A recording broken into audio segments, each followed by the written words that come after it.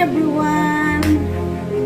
Oh, kumusta kayong lahat? Nag-exercise na ba ang lahat? Ako, katatapos ko lang mag-exercise. So ngayon, full energy na naman ako.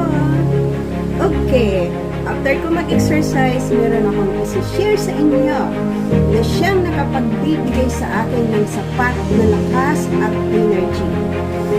At my age na 51 years old, maraming nakapagsasabi na hindi raw ako 50. 51, kundi 50 lang. Sure. Okay. Ito. Si Intra. Isa sa mga part ng ating daily routine ay ang pag-inom ng Intra. Kasi si Intra, pinapalakas ang iyong katawan at binubuhos niya ang immune system natin na siyang nagpapanlaban ng kahit anong sakit. Ayan.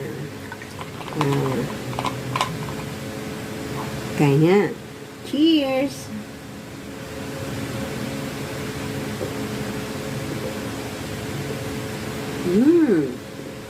Sarap. Okay. Ikaw, meron ka na nito?